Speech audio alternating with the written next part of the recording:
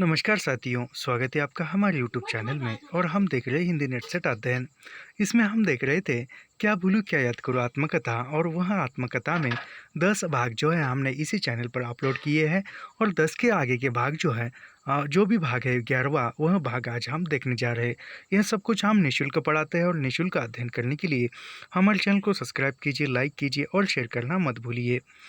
यहाँ तक जो है लेखक ने जो है वह लोकमान्य तिलक की जो घोड़े की जो गाड़ी थी, वह गाड़ी खींची थी, यह हमने देखा था। और वो गीता रहस्य का भी यहाँ पर उल्लेख है। यह सब कुछ हमने देखा था और इसके बाद का जो भी भाग है वह हम अभी देखेंगे हाल ही में। तो यहाँ से आगे देखेंगे हम, नहीं, हाँ यहाँ से ही। स्कूल स्कूल में नौकरी पा 2 ही 4 साल नायब मुर्शिद कर लिए। ये भी थोड़ा सा छूट गया मेरे ख्याल से, कहाँ पर हो गया था। पंडित श्रीमान तिवारी जिला इलाहाबाद की तहसील हंडिया के गांव मर्रो के निवासी थे। यानी याद रखिए, पंडित विश्राम तिवारी जो है वहाँ जिला इलाहाबाद तहसील हंडिया गांव के रहने वाले थे। कौन? पंडित विश्राम तिवारी। याद रखिए, पूछा जा सकता है। हंडिया के तहसील स्कूल में उन्होंने मिडिल पास किया था। और उनके बारे में यह कहा जाता था कि जब वे नॉर्मल पढ़ने के लिए नॉर्मल मिडिल चीयों के लिए टीचर्स ट्रेनिंग कोर्स था, अपने गांव से पैदल चलकर इलाहाबाद आए थे। यानी टीचर ट्रेनिंग कोर्स के लिए अपने गांव हंडिया से इलाहाबाद पैदल चलकर आए थे पंडित विश्राम तिवारी। जमुना के फूल को देख उन्होंने अचरज से मुंह बा दिया था। रेल का इतना बड़ा पुल देखने का उसके जीवन में यह पहला अवसर था।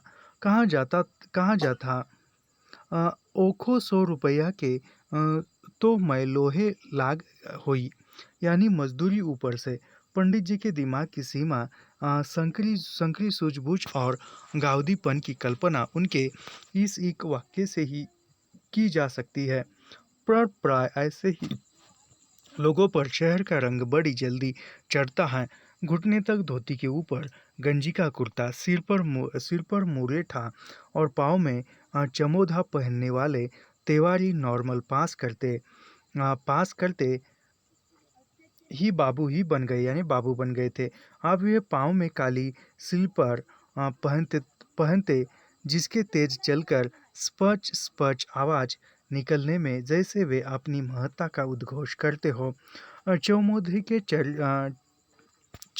के चरमर के ऊपर यह शोर निश्चय ही उन्नति के क्रम में था। घुटने तक की धोती ढीली होकर स्लीपर की गर्द झाड़ने लगी। गजी का कुर्ता लंगलाट की बुराक कमीज में बदल गया। घुटी जो खोपड़ी पर मांगदार बुलबुलैया उगी। मुंडेरे की जगह लेफ्ट कैप ने ले ली, जो उन दिनों सभी नव सभ्य लोगों के सिर पर आ बैठती थी। पुरानेपन की जो निशानी बची थी, तो हाथ पर मलकर सुरती हाफने की आदत, यानी हाथ पर मलकर सुरती मलने की जो आदत थी, वही एक पंडित जी के पास पुरानी आदत थी। बाकी सब कुछ नया था, नवीनीकरण हो गया था। पंडित जी निहायत रट्ट और घोटू आदमी थे। नॉर्मल का इम्तहान उन्होंने बहुत अच्छे नंबरों से पास किया और पास रही करते ही शहर के स्कूल में नौकरी पा ली। यानी शहर के स्कूल में किसने नौकरी पा ली थी? पंडित विश्राम तिवारी ने पा ली थी। याद रखिए, पूछा जा सकता है। 2 ही 4 साल नायब मुदरिस सीकर ऊंचा मंडी के लोअर प्राइमरी स्कूल में हेडमास्टर के पद पर पहुंच गए।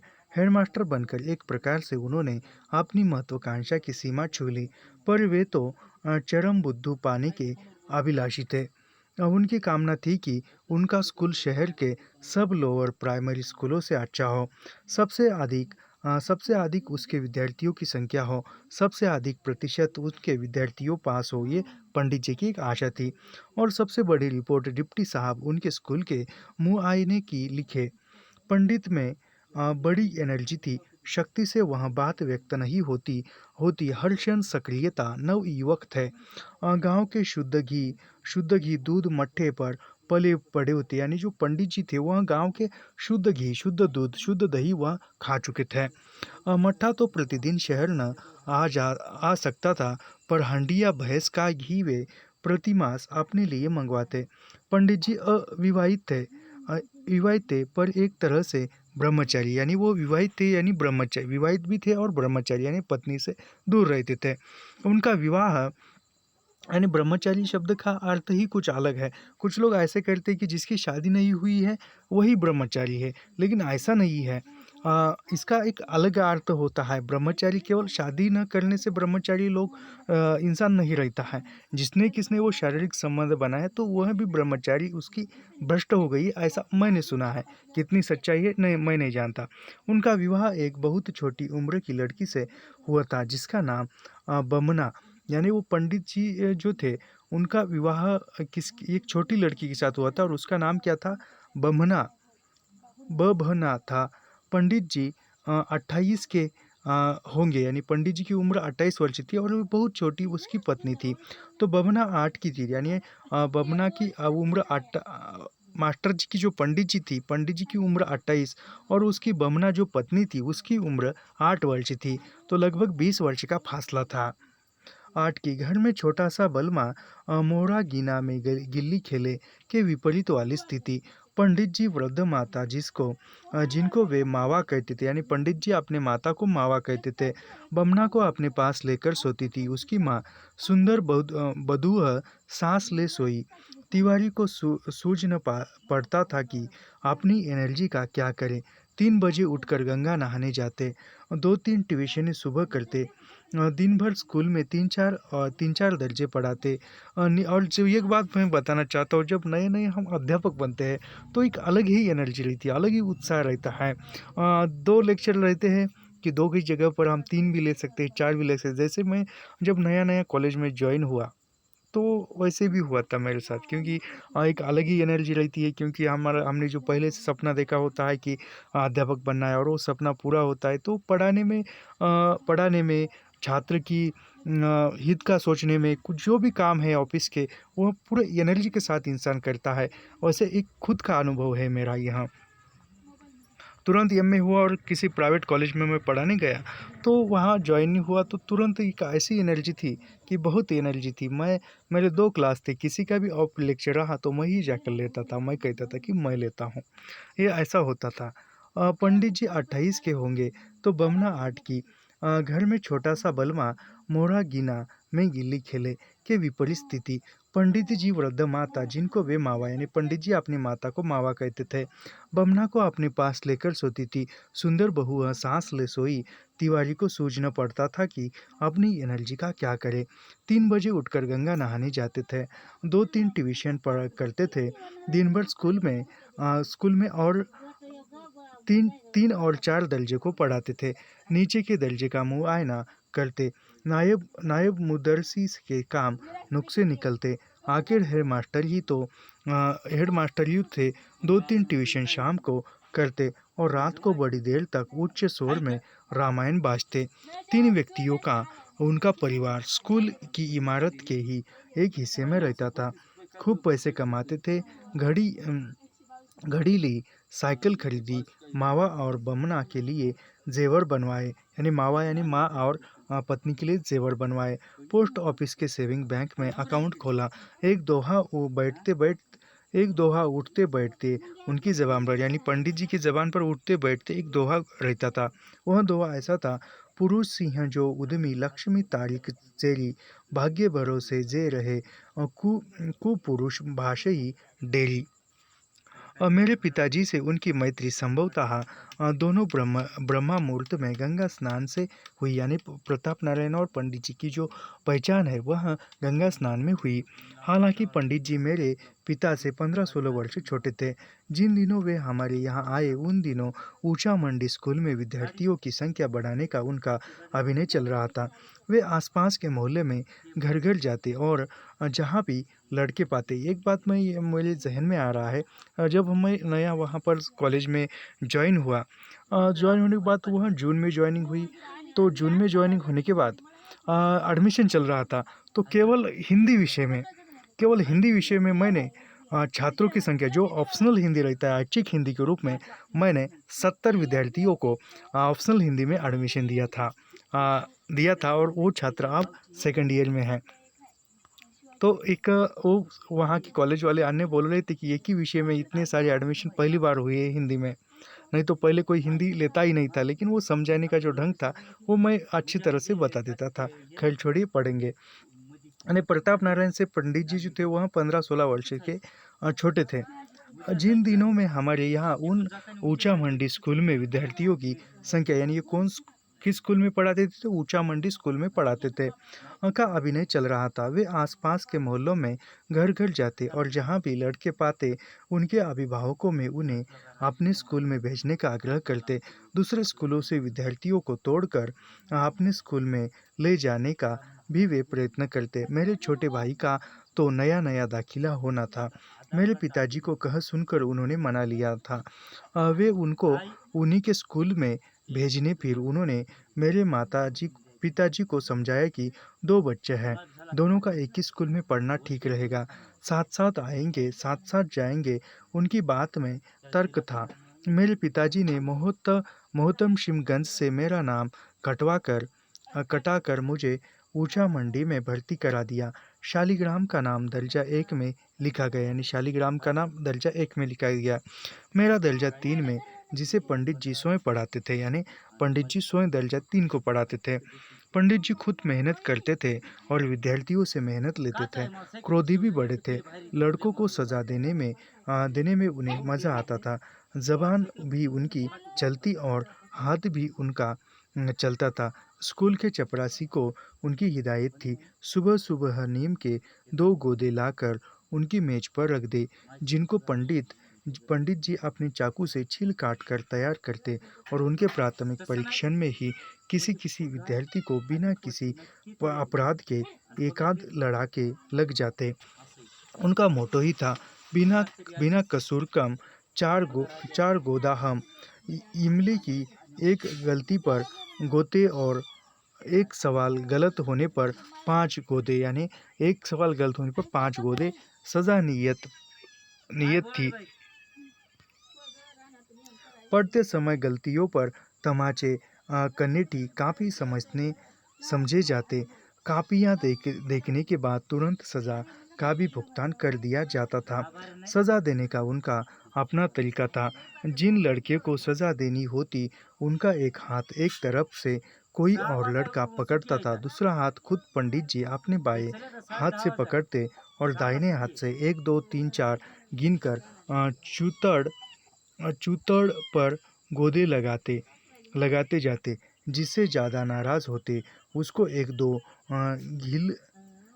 घिलवे भी लगा देते। पंडित जी को हाथ में गोदे लपलपाते देखकर ही कुछ लड़के हाथ जोड़कर ही माफ़ी मांगने लगते या रोने लगते। इस पर पंडित जी तुलसीदास जी की ये चौपाइयाँ दहाड़ते हैं। यानी पहले कहा सुना था कि पहले गुरुजी बहुत मारते। जब मैं पहली कक्षा में गया था तब तब भी हमारी कक्षा के बच्चों को मारते थे, लेकिन मुझे नहीं, क्योंकि मैं सभी पढ़ाई करके जाता था।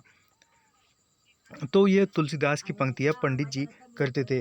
मोरे हृदय कृपा करी काऊ, यहाँ जो नहीं दंड करो खल तोरा, भ्रष्ट होई सुती पारग मोरा, और अपना काम शुरू कर देते। कोई लड़के मार के डर से स्कूल छोड़ देते। पंडित जी उनको कायर समझते।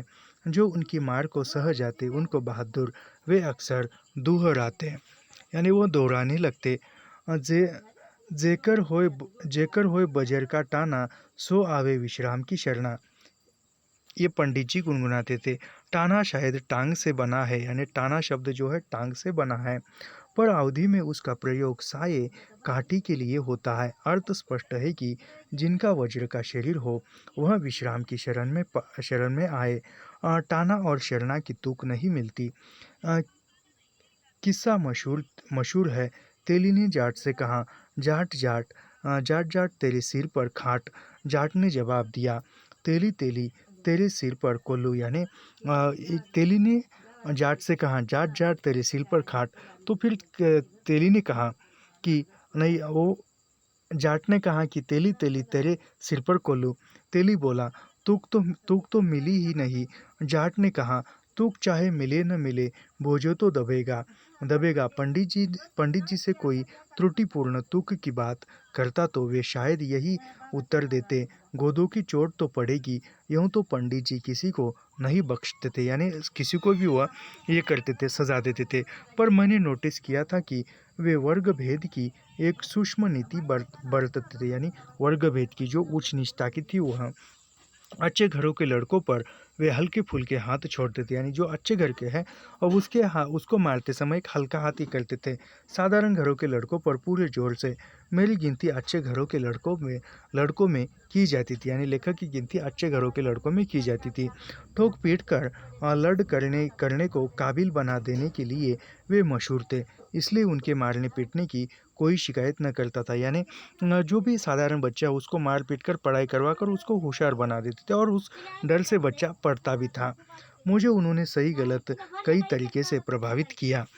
ऊंचा मंडी के स्कूल में पढ़ते हुए मैंने अपने जीवन का प्रथम और संभवतः सबसे महत्वपूर्ण निर्णय लिया। अब तक मुझसे बड़े जो कहते थे वही मैं करता चला आता था। करकल एक दिन खबर लाए कि विद्या मंदिर स्कूल में स्वामी सत्यदेव परिव्राजक का व्याख्यान है। यानी करकल ने कहा कि विद्या मंदिर स्कूल में जो है स्वामी सत्यदेव परिव्राजक का व्याख्यान है। शाम को जब वे व्याख्यान सुनने जाने लगे तो मुझे भी साथ ले गए। सभा में विद्यार्थी बड़ी संख्या में उपस्थित थे। स्वामी जी ने मेज पर बैठकर व्याख्यान दिया था। हष्ट पुष्ट शरीर गेव, यानी स्वामी जी का तो था वह स्वामी सत्यदेव परिवारजक का जो शरीर था वह हष्टपुष्ट था। गेहुआ वस्त्र, बेलबुट शीश, आंखों पर धूप का चश्मा। स्वामी जी के भाषण में ओजस्विता थी। माइक वाइक उन दिनों कहाँ थे, यानी माइक वो नहीं था तो ऊंची आवाज़ थी, बिना माइक के ही वह सभी के पास पहुंचती थी। पर उनकी आवाज़ दूर पर ही साफ सुनाई देती थी। उनका भाषण हिंदी हमारी राष्ट्रभाषा पर था, यानी स्वामी जी का भाषण किस पर था? तो हिंदी भाषा, हमारी राष्ट्रभाषा हिंदी पर था। मुझ पर उनके व्याख्यान का बड़ा प्रभाव पड़ा।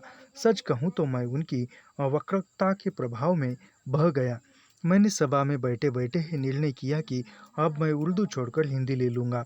लौटते समय करकल से मैंने सलाह की तो उन्होंने भी इसका समर्थन किया। उनकी पढ़ाई संस्कृत से हुई थी। वे हिंदी को कोई महत्व नहीं देते थे। उन दिन उन्होंने भी हिंदी की महत्ता समझी और स्वीकारी। उन समय मैं चौथे दर्जे में पहुंच गया था, जिसका स्तर काफ़ी ऊंचा था। सवादे उर्दू नाम की किताब कोर्स में थी, यानी चौथे दर्जे में सवादे उर्दू नामक एक कोर्स में किताब थी पाठ्यक्रम में। कवायद यानी व्याकरण भी एक किताब पढ़ाई जाती थी, यानी हिंदी में उर्दू में कवायद एक उर्दू व्याकरण की किताब थी। भाषा बदलने से मेरी परीक्षा में असफल होने का भय था। हालांकि घर पर ही पढ़ी हिंदी मेरी बहुत कमज़ोर न थी। कन्या मनोरंजन और बहनों की पाठ्यपुस्तकों में उल्टा पलटा ही करता था। अब घर में सरस्वती आती थी, जिसे भी मैं देखता था, पर हिंदी में विधिवत मेरी शिक्षा नहीं हुई, यह तो मानना ही पड़ेगा। पिताजी ने मेरे प्रस्ताव का विरोध किया। स्कूल में पंडित जी के सामने मैंने अपनी इच्छा व्यक्त की तो उन्होंने भी उससे अपनी असहमति प्रकट की, यानी मैं उर्दू की जगह हिंदी ले लूँगा। यह सुनकर घर से भी विरोध हुआ और स्कूल से भी, और कठिनाइयों की ओर मेरा ध्यान आकर्षित किया। सालाना इम्तहान को कुछ ही महीने बाकी थे। साथ ही भाषा के साथ माध्यम बदलने के लिए डिप्टी इंस्पेक्टर से भी अनुमति लेनी आवश्यक थी। जब मैं किसी तरह पीछे हटने को तैयार न हुआ तो पंडित जी ने पिताजी से सलाह मशवरा करके डिप्टी साहब के नाम एक प्रार्थना पत्र मुझसे लिखवा कर भेज दिया, क्योंकि हिंदी लेने के लिए स्वीकृति मिले।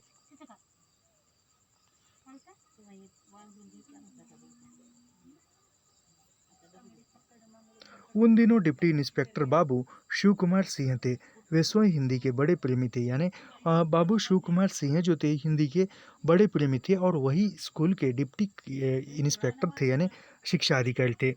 नागरी परिचालनी सभा काशी के संस्थापकों में थे, यानी बाबू शिव कुमार सिंह जो थे वो नागरी परिचालनी सभा के संस्थापकों में से एक थे। गो यह बात मुझे उन दिनों न मालूम थी। उन्होंने मुझे मिलने को अपने घर पर बुलवाया। मैं पंडित जी के साथ गया। उन्होंने मुझे गौर से देखा, मुझसे कुछ प्रश्न किए जिनके शायद मैंने ठीक उत्तर दिए, पर सबसे अधिक मेरा उत्साह देखकर उन्होंने उर्दू छोड़कर हिंदी लेने की मुझे अनुमति दे दी। मेरी खुशी का ठिकाना न रहा। मैंने पूरी लगन के साथ विधिवत हिंदी पढ़ना आरंभ किया। मुझे अतिरिक्त सहायता देने के लिए पिताजी ने पंडित जी को घर पर हिंदी पढ़ाने के लिए रख दिया। कुछ उनके निर्देशन और अधिक उनके प्रोत्साहन से मैंने परीक्षा समय पहुँचते-पहुँचते हिंदी की पूरी तैयारी कर ली और कक्षा में सबसे तेज लड़कों से होड़ लेने लगा। यानी अध्ययन हुआ और अध्ययन होने के बाद किसी से न डरते थे, जो होशियार थे उसके साथ स्पर्धा करने लगे। पंडित जी का सिद्धांत था कि मनुष्य को तूल भर जाना चाहिए, फिर दुनिया में कोई चीज़ ऐसी ऐसी नहीं जो वह प्राप्त न कर सके। यानी असंभव कोई नहीं है, ऐसा कोई चीज़ नहीं है। आगे इसका पोषण इस कहावत से हुआ, where there is a will they where there is a will there is a way. इस विश्वास से मैंने जीवन में सदा बल संचय किया। गो अब मैं उसकी सीमा भी जानता हूँ। इच्छा बल हो तो दरवाजे को धक्का देकर आप खोल सकते हैं, पर ठोस दीवार के बीच से होकर जाना चाहोगे तो सिर फोड़ना पड़ेगा। यानी आपके अंदर बल है, विश्वास है कि मैं यह कर सकता हूँ, तो दरवाज़ा तोड़कर आप जा सकते हो, लेकिन दीवार तोड़कर नहीं जा सकते। दीवार तोड़ने के लिए आप आगे बढ़ोगे तो आपको सिर पर ही चोट आ जाएगी। अलावा क्या कर सकेंगे। परीक्षा मैंने अच्छे नंबरों से पास की। मुझे प्रथम स्थान की प्रतीक्षा थी। भाषा बदल देने के कारण मेरी द्वितीय स्थान आया। यानी लेखक हिंदी चौथे दर्जे में हिंदी लेने के कारण प्रथम स्थान न आकर दूसरे स्थान पर पास हो गए, पर मुझे संतोष था कि मैंने सही दिशा में कदम रखा था। 20-22 वर्ष बाद काशी के एक कवि सम्मेलन में मैं कविता पाठ कर रहा था। श्रोताओं में मुझे मालूम नहीं था बाबू शिव कुमार सिंह बैठे हैं। यानी एक वह काशी में 20-22 वर्ष के जब लेखक हुए, तब काशी में एक कवि सम्मेलन था, काव्य पाठ था, और उस श्रोताओं में शिव कुमार सिंह भी बैठे थे। वृद्ध हो गए थे, सरकारी सेवा से रिटायर हुए कई वर्ष हो चुके थे। कवि सम्मेलन समाप्त हुआ तो वे मेरे पास आए और उन्होंने मुझे पूछा कि क्या मैं वही हूँ जो एक दिन उर्दू छोड़कर हिंदी लेने की अनुमति मांगने को उसके पास आ गया था। जब वे इलाहाबाद डिप्टी इंस्पेक्टर थे, मैं उनकी स्मृति पर दंग रह गया। उन्होंने मेरी पीठ पर हाथ रखकर कहा, उस दिन के निर्णय पर आज मुझे गर्व है। यानी उस दिन तुम्हें उर्दू छोड़कर मैंने हिंदी दी, इसलिए मुझ पर खुद पर गर्व हो रहा है कि तुमने इतना अच्छा खासा काव्य पाठ किया। और मैंने उनके चरण छूकर उनसे विदा ली। उन्होंने लंबी उम्र पाई। हाल ही में मैंने कहीं पढ़ा कि 90 से अधिक अवस्था में उनका देहांत हुआ। यानी 90 वर्ष के बाद उनका देहांत हो गया था। उन दिनों एक ही और घटना मुझे याद है। उन्हीं दिनों की एक और घटना मुझे याद है जिसका मेरे जीवन पर बहुत बड़ा प्रभाव पड़ा। ऊंचा मंडी स्कूल के पास ही भारती भवन पुस्तकालय था। यानी ऊंचा मंडी स्कूल के पास भारती भवन पुस्तकालय था, याद रखिए। पंडित विश्राम तिवारी किसी दिन पुस्तकालय में पहुंचे तो उनके मुंह से निकल गया, ओ खो दुनिया में इतनी किताबें हैं। एक दिन मुझे भी वे पुस्तकालय में ले गए। बाहर बाहर से उसे मैंने अपनी कई बार देखा था और बोले, जहिया ई कुल किताब तो पढ़ी डावा। जैसे इनके पढ़ने मात्र से कोई ज्ञानी या बुद्धिमानी हो जाएगा। मंशा उनकी अच्छी थी, वे दिल से चाहते थे कि मैं जीवन में कुछ बनूं। उनके दिमाग की सीमाएं थी और मैं अपनी उम्र में उन्हें अपने शुभ चिंतक और पथ प्रदर्शक के अतिरिक्त और समझ ही क्या सकता था। मैंने भारती भवन की सारी पुस्तकों को पढ़ डालने का व्रत लिया। यानी भारती भवन जो पुस्तकालय था वह लेखक ने पूरा पढ़ डाला। हिंदी की पुस्तकें उन दिनों भारती भवन में अधिक न थी, शायद 3-4 अलमारियों में, बाकी में संस्कृत और अंग्रेजी की किताबें थी। कफे खैर मैंने एक सीरीज से किताबों को पढ़ना शुरू किया, शायद उसी क्रम में जिसमें वे सूची पत्र में दी थी या जिस क्रम में वे अलमारी में रखी थी। मेरी सालों की संध्याएं भारती भवन ने खाई। जब मेरी उम्र के लड़के मैदान में खेलते रहते थे, मैं भारती भवन के प्रकाश वाले हाल में बैठा किताबें पढ़ता था। यानी लेखक की उम्र के लड़के जो है खेलते थे, लेकिन लेखक भारतीय भवन में बैठकर किताबें पढ़ता था। किताबें जो एक विषय से किसी दूसरे बिल्कुल असंबद्ध विषय पर मुझे उछल देती। उपन्यास से वैद्यक पर, वैद्यक से धर्म उपदेश पर, धर्म उपदेश से काव्य पर, काव्य से जीवनी पर। किताबें जिसका सिर पर कुछ भी न समझा। किताबें किताबें जो शायद पढ़ने योग्य थी, पर बुद्धि के अधिक परिपक्व होने पर किताबें जिनको मुझे छूना ही नहीं था। काश उस समय कोई मेरा पठन व्यवस्थित कर पाता, पर इसमें बहुधा पछताया। अब तो मैं यह सोचकर कुछ संतोष का अनुभव करता हूँ कि शायद वह सारा अव्यवस्थित पठन भी बिल्कुल व्यर्थ नहीं गया। यानी एक बात याद रखिए, जब भी आप पढ़ते हो, कुछ समझे या न समझे, आप पढ़ते हो तो वह व्यर्थ नहीं जाता। उसका कहीं ना कहीं आपको ये होता है, फायदा होता ही होता है। जैसे पढ़ते हो, आप पढ़ते हो में 1 महीना आप लगातार कोई भी किताबें पढ़िए, और 1 महीने के बाद आप किसी से बात करके देखिए, सामने वाले की बातों से आपकी बात प्रभावशाली होती है। ये एक दावे के साथ हम कह सकते हैं। 1 महीना, 15 दिन, 1 महीना हो, आप लगातार पढ़ते रहिए, चाहे वो परीक्षा के दृष्टिकोण से पढ़े या ऐसे ही अवान्तर वाचन के रूप में पढ़े, लेकिन पढ़िए। और पढ़ने के बाद जब कोई आपसे बात करेगा, तो आपके बातों से जो पढ़ने का जो ये है आपने जो पढ़ा था, वह आपकी बात एक अलग वहाँ पर आपको पहचान निर्माण करा सकती है। आप 100 आदमियों में बात कर रहे हैं, आपके आसपास 100 आदमी खड़े हैं, और आपने अध्ययन किया हुआ है, पढ़ाई की हुई है, तो आपकी एक बात उस 100 आदमियों से अलग हो जाएगी, और उस 100 आदमियों में आपको एक अलग पहचान दे जाएगी। यह पढ़ने की ताकत होती है, ये शिक्षा की ताकत होती है। खैर छोड़िए, हम अपने रचना की ओर बढ़ते हैं। कहाँ आए थे? मेरा पठन अव्यवस्थित कर पाता, इस पर मैं बहुधा पछताया। अब तो मैं यह सोचकर कुछ संतोष का अनुभव करता हूँ कि शायद वह सारा व्यवस्थित पठन भी बिल्कुल व्यर्थ नहीं गया। यानी अव्यवस्थित पठन था, फिर भी व्यर्थ नहीं गया। शायद कोई अनजान शक्ति बहुत कुछ अव्यवस्थित में भी कुछ व्यवस्थित संजोती रही। हमारे जीवन का निरूपण बहुत कुछ अनजान शक्ति से होता है। यदि यह शक्ति अनजान अपना सृजनात्मक कार्य न करती, तो जो कुछ अज्ञात, अकस्मात, भाग्यशात हमारे संसर्ग में आता रहता है, वह हमें विक्षिप्त बनाकर छोड़ जाता है। जुलाई 1919 में मेरा नाम स्थानीय कायस्थ पाठशाला में स्कूल में 6ठे दर्जे में लिखा दिया गया। यानी 1919 में लेखक ने कायस्थ पाठशाला में प्रवेश किया, और कायस्थ पाठशाला में 6ठी कक्षा में उसका नाम लिखाया गया। मेरे पिताजी भी कायस्थ पाठशाला के विद्यार्थी रह चुके थे। घर में अब भी कुछ किताबें पड़ी थी, जिन पर पिताजी का नाम, दर्जा और स्कूल के साथ लिखा हुआ था। जिन स्कूलों में मेरे पिताजी पढ़ चुके थे, उसी में पढ़ने आया हूँ। यानी जिस स्कूल में प्रताप नारायण पढ़े थे, उसी स्कूल में हरिवंश यानी लेखक के पिताजी भी पढ़े थे, और लेखक भी पढ़ने आए।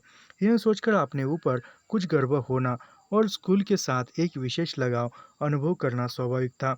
दोनों भाइयों को साथ साथ स्कूल भेजने के विचार से उसी साल मेरे छोटे भाई के दर्जा 2 पास कर लेने पर उनका भी नाम कायस्थ पाठशाला में लिखा दिया गया।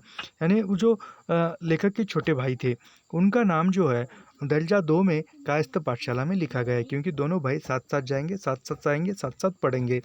दर्जा 4 में हिंदी स्कूलों में भाषा और गणित का स्तर ऊंचा होता था। यानी दर्जा 4 में जो है हिंदी स्कूलों में भाषा और गणित का स्तर जो है ऊंचा होता था, और अंग्रेजी अच्छी जानने वालों का नाम आसानी से अंग्रेजी स्कूलों में 1-2 दर्जे ऊपर लिखा जाता था। उन दिनों पाठशाला में दोनों भाइयों के साथ पढ़ने पर एक भाई की फीस आधी ली जाती थी। यानी 2 भाई साथ साथ पढ़ रहे हैं, तो एक भाई की फीस जो है आधी ली जाती थी, और आधी ये मुफ्त में ही। शायद इनका भी ख्याल किया गया होगा। पंडित विश्राम तिवारी हमारे घर पर एकांत साल और पढ़ाते रहे। अब वे केवल हिंदी और हिसाब पढ़ाते रहते। यानी जो पंडित विश्राम तिवारी जो थे वह हिंदी और हिसाब यानी गणित पढ़ाने लेखक के घर पढ़ाने के लिए आते थे। पर पिताजी की दृष्टि से हम पर उनकी निगरानी का भी बड़ा महत्व था। ऊंचा मंडी स्कूल से कायस्थ पाठशाला हाई स्कूल में एक मिनट ऊंचा मंडी स्कूल से कायस्थ पाठशाला हाई स्कूल में हम क्या आए, मानो एक दर्जे से निकलकर खुली हवा में आ बैठे। बड़े पक्के कमरों में क्लास आगे पीछे खेलने के लिए लंबे चौड़े हरी धूप के लांग मैदान, हर विषय को पढ़ाने के लिए अलग अलग अध्यापक जो टाइम टेबल के अनुसार अपने अपने घड़े में खुद क्लास आते। पढ़ाई यहाँ भी प्रार्थना से आरंभ होती थी, पर वंदे मातरम से केंद्रीय हॉल में सब लड़के इकट्ठे होते, यानी प्रार्थना से स्कूल प्रारंभ होता था और वंदे मातरम इस गीत से होता था। प्रोफेसर खुशहाल कर हारमोनियम पर वंदे मातरम गाते, यानी प्रोफेसर खुशहाल कर हारमोनियम पर वंदे मातरम गाते। याद रखिए, पूछा जा सकता है। आजकल एनटी ऐसे ही सूक्ष्मता के साथ प्रश्न पूछ रहा है। तो लेखक क्या भूलूं क्या याद करूं मैं, हारमोनियम बजाने वाले का नाम क्या है, तो प्रोफेसर खुशहाल कर हारमोनियम पर वंदे मातरम गीत बजाते थे। याद रखिए, उनके पश्चात लड़के पंक्तियों में अपने अपने क्लास में जाते। वंदे मातरम का अर्थ, महत्व और इतिहास हमने बाद की ओर जाना, यानी तब सिर्फ गाते थे और बाद में वंदे मातरम का अर्थ और इतिहास जाना था। उन दिनों कायस्थ पाठशाला की इमारतें शहर से टकरा को जाने वाली सड़क पर सूरज कुंड के आगे बिजली घर के बाद से शुरू होती थी। सूरज कुंड सड़क पर बने रेलवे पुल का नाम है, यानी सूरज कुंड जो है, सूरज कुंड किसका नाम है, तो सूरज कुंड रेलवे पुल का नाम है। कुंड वहाँ कोई नहीं है। कुंड का दृश्य हम पुल के नीचे केवल बरसातों में देखते थे, जब दोनों ओर से पानी बहकर वहाँ इकट्ठा हो जाता था। शायद वहाँ किसी समय पर कुंड रहा हो। जमीन वहाँ की नीची है, बाद को शायद सड़क में आ गया हो। पाठशाला की इमारतें दो हिस्सों में थी। एक हिस्से में जो एकलता था, हाई स्कूल था। दूसरे हिस्से में मंजिला था। नीचे का हिस्सा कॉलेज का छात्रावास था, यानी नीचे का हिस्सा जो था वह कॉलेज का छात्रावास था। ऊपर के हिस्से में कॉलेज के क्लास होते थे, यानी ऊपर के हिस्से में कॉलेज के क्लासरूम थे। स्कूल के छात्रावास की इमारत अलग थी। रकुल के हेडमास्टर और कॉलेज के प्रिंसिपल के रहने के लिए छोटे बड़े मकान थे, यानी रकुल के हेडमास्टर यानी स्कूल के हेडमास्टर, ये रकुल नहीं, स्कूल शब्द होगा यहाँ पर, रकुल कुछ टाइपिंग मिस्टेक होगी। तो यह स्कूल के हेडमास्टर और कॉलेज के प्रिंसिपल को रहने के लिए जो है वह एक छोटे बड़े मकान भी बनाए थे। कायस्थ पाठशाला का विद्यार्थी मैं 1919 से 1925 तक रहा, यानी याद रखिए हरिवंश राय जो है वह 1919 से लेकर 1925 तक, यानी मेरे ख्याल से 5 और 6 वर्ष जो है वह कायस्थ पाठशाला के छात्र रहे हैं। याद रखिए, पूछा जा सकता है कि हरिवंश राय जो है वह कायस्थ पाठशाला के विद्यार्थी किस वर्ष रहे, 1919 से लेकर 1925 तक रहे हैं। याद रखिए, जिस वर्ष वही से मैंने हाई स्कूल की परीक्षा पास की, यानी अपनी 12वीं वर्ष की अवस्था में लेकर 18 वर्ष की अवस्था तक कैशोर्य प्रवेश की ड्योढ़ी से लेकर यौवन प्रवेश के द्वार तक किसी भी व्यक्ति के जीवन में ये वर्ष बड़े महत्व के माने जाते हैं।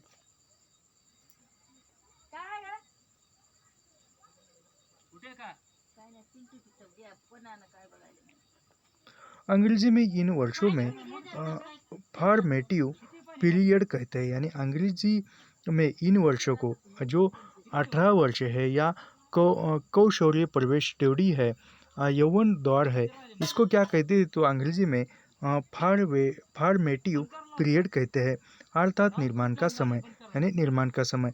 पर मैं इन्हें केवल निर्माण का समय मानकर संतुष्ट नहीं हो पाता।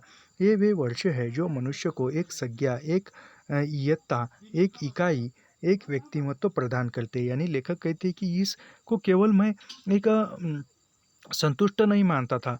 तो इस वर्षों में, इस उम्र में जो है मनुष्य को एक संज्ञा मिलती है, एक पहचान मिलती है, एक इयत्ता मिलती है, एक इकाई मिलती है और उस पर व्यक्तित्व प्रदान होता है, हमारा व्यक्तित्व का निर्माण होता है इस उम्र में, 16 से 18 उम्र के आसपास। स्वाभाविक है कि उनके निरूपण में और ख़ासकर जो है इसी उम्र में जो है लड़के लड़कियां, जो भी इंसान जो है इसी उम्र में बिगड़ता है, सुधरता है। इस उम्र में जिस पर अच्छे संस्कार हुए वह अच्छा इंसान बनने लायक होता है। और इस उम्र में यदि गलत परिवेश मिला, गलत संस्कार हुए, तो वो निश्चित ही गलत रास्तों पर चलना प्रारंभ कर देता है। निरूपण में उसका समय, उसका परिवेश, उनकी परिस्थितियाँ सब अपनी भूमिका अदा करती है। पर शायद सबसे बड़ी भूमिका अदा करता है स्वयं उनका क्रमशः अधिक अधिक सजग, चेतन, जागरूक होता हुआ है। इसलिए इन वर्षों को मैं निर्माण का समय न कहकर आत्मनिर्माण का समय कहूँगा, यानी निर्माण का समय कहूँगा, ऐसा लेखक कहते हैं। किसी का बचपन कोई भी रूप ले ले तो उनके उनके लिए उन्हें उत्तरदायी नहीं ठहराना जा सकता, पर उनका यौवन तो रूप लेगा, उनका दायित्व तो उसे उठाना पड़ेगा। यह सत्य है कि मेरे निर्माण में मेरे युग का स्थानीय वातावरण, मेरी शिक्षा संस्था का, मेरे परिवार का, मेरे पास पड़ोस का हाथ है। यानी ये रहता ही आस पड़ोस का, परिवार का, आस पड़ोस का, मित्रता का, जो कि है उन सभी का ये रहता है। मनुष्य विकास शून्य में नहीं होता, पर एक हाथ ऐसा भी है जो सबको एक विशिष्ट रूप से मुझे निर्मित करने में प्रेरित, प्रभावित और कभी कभी बाध्य करता रहा है। यह मेरा अपना ही हाथ है। अपने हाथ से अपना हाथ टटोलना मुश्किल है, यानी खुद के हाथ से खुद का हाथ देखना या खुद ही खुद के तारीफ करना, ये बड़ा मुश्किल काम है, लेखक बताते हैं। पर बिना इसको टटोले अपने विकास का इतिहास लिखना या दम्भी होना या फिर दयनीय, मेरी लेखनी मुझे इन दोनों स्थितियों से बचाए, क्योंकि ये तो यही सत्य है कि सारी परिस्थितियाँ दासी बनकर सब कुछ मेरे अनुकूल रहती थी। यानी सारी परिस्थितियाँ जो है लेखक की दासी बनकर, यानी लेखक के अनुकूल बनती थी और लेखक की परिस्थितियों पर विजय हो जाती थी। और न यही कि उन्होंने मुझे अपना दास समझकर जैसा चाह बना दिया। संबंध काल की घटनाओं ने इस देश का इतिहास बदला है। शायद किसी न किसी अंश में संसार इतिहास को भी इस रूप में उन्हें देखना इस लेखन का लक्ष्य नहीं है। सूरज की किरणें समुद्र पर पड़ती है और ओस की बूंद पर भी, यानी सूरज की किरणें जो है वहाँ समुद्र पर पड़ती है, ओस की बूंदों पर भी पड़ती है। वह नहीं कहती कि ये ओस की बूंद है, यहाँ पर मैं नहीं पड़ूंगी, ये समुद्र है यहाँ पर मैं नहीं। सूरज की किरणें जो है, धूप जो है, वह सभी पर पड़ती है, चाहे वो खेत हो, खलिहान हो, पर्वत हो, घर हो या बड़ी बड़ी इमारतें हो। उसी प्रकार लेखक बताते हैं कि सूरज की जो किरणें हैं वह समुद्र पर भी पड़ती है और ओस की बूंदों पर, ओस की बूंद यानी सुबह सुबह जो खेतों में, खलिहानों में ओस की बूंद पड़ती है। अभी हाल ही में जो है अभी सर्दी अब प्रारंभ हो रही है, सर्दी का मौसम। तो अभी अभी जो सुबह ओस जो है पड़ना प्रारंभ हो गया है, उसको शबनम की बूंदें भी कहते हैं। यहाँ शायद उनकी इतनी ही चमक दिखाई दे जितनी ओस की बूंदें प्रतिबिंबित होती हैं। ओस की बूंद पर सूरज का चमकना बिल्कुल महत्वहीन नहीं हो तो जो है यह सब अपने अपने बारे में लिख रहा हूँ बिल्कुल बेईमानी। यानी ये बात सच है। जब सुबह सुबह खेत खलिहानों में ओस की बूंदें पड़ती है और उस पर सूरज की एक कोमल किरणें पड़ती है, तो मानो वह जो ओस की बूंदें हैं एक हीरे की तरह चमकती है। अब देखिए ये खेत खलिहानों में जाकर बड़ा एक मनमोहक दृश्य वहाँ पर उत्पन्न होता है। यह सब कुछ परीक्षा के दृष्टिकोण से भी है और ऐसे भी है, हम बताते हैं। यहाँ पर थोड़ा सा पढ़कर हम इस पेज पर रुकेंगे, क्योंकि बहुत समय हो गया है, रात हो गई है। प्रथम विश्व युद्ध के दिनों में शायद मैंने इतना ही जाना कि दुनिया की किसी दूर सुदूर भाग में अंग्रेज़ों की जर्मनों से लड़ाई हो रही थी। यानी प्रथम विश्व युद्ध जो 1914 से लेकर 1919 के बीच में हुआ था। तो वहाँ पर जो है अंग्रेज़ों की और जर्मनों की लड़ाई हो रही थी। यह जो अंग्रेज़ों की और जर्मनों की लड़ाई जो है, इसका वर्णन उसने कहा था कहानी में भी हुआ है।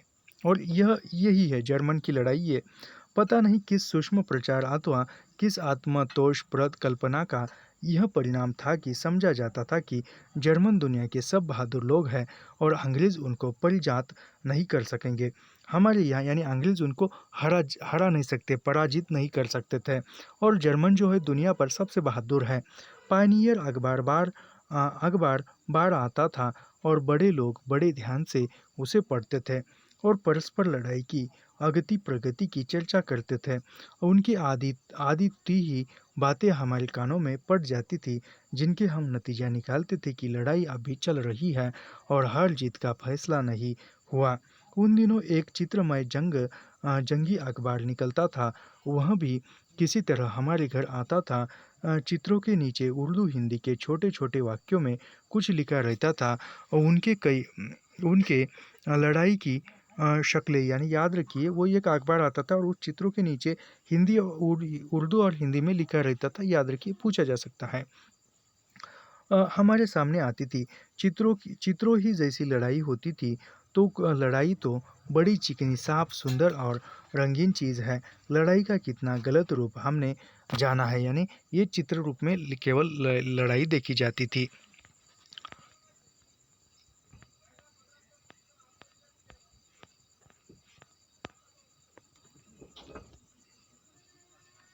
एक